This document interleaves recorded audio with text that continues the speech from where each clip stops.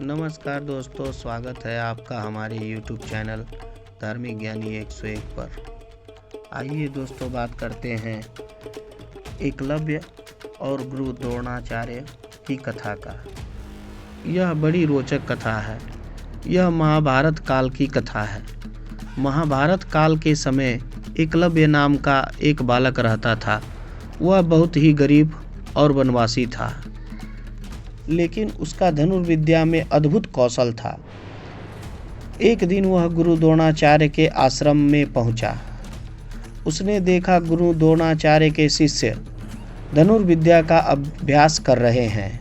वह द्रोणाचार्य के पास गया और उसने धनुर्विद्या सिखाने के लिए गुरु द्रोणाचार्य से प्रार्थना की। गुरु द्रोणाचार्य ने एकलव्य को देखते ही हंस पड़े।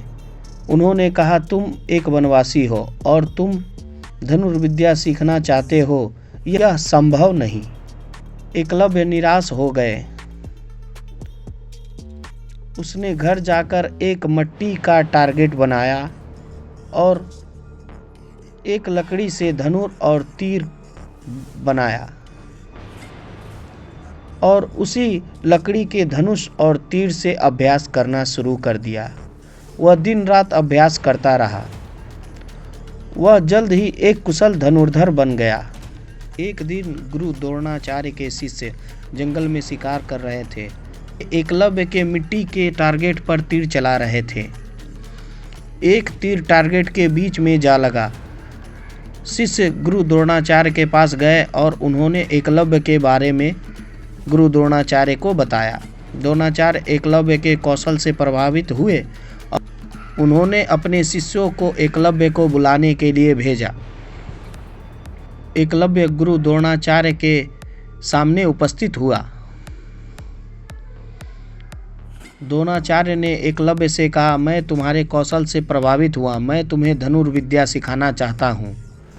एकलव्य बहुत खुश हुए। उन्होंने द्रोणाचार्य से शिक्षा लेना शुरू कर दिया। वह एक तेजी से सीखने वाला छात्र था। वह जल्द ही द्रोणाचार्य के शिष्यों में सबसे कुशल शिष्य बन गया।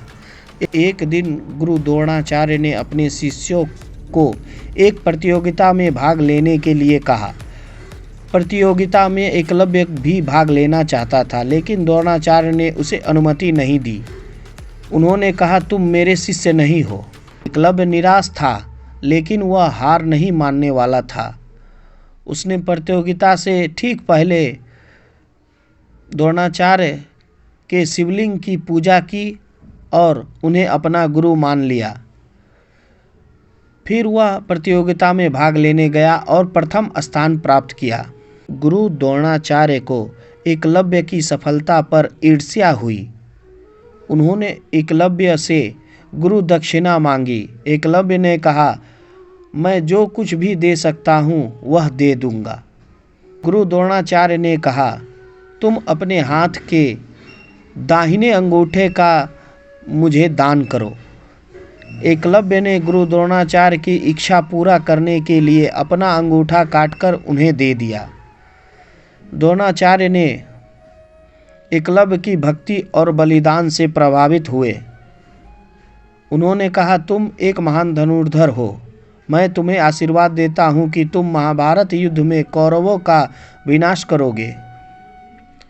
एकलव्य ने गुरु द्रोणाचार्य का आशीर्वाद स्वीकार किया। वह महाभारत युद्ध में कौरवों के खिलाफ लड़ा और वीरगति को प्राप्त हुआ। एकलव्य की कहानी एक प्रेरणादायक कहानी है। एकलव्य की कहानी हमें यह सिखाती है कि लगन और मेहनत से कोई भी लक्ष्य पाया जा सकता है। हमें अपने गुरुओं का सम्मान करना चाहिए।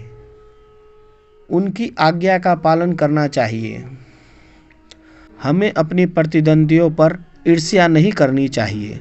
हमें अपने कर्मों के आधार पर पुरस्कार या दंड मिलता है। एकलव्य की कहानी हमें एक महान धनुर्धर, एक भक्त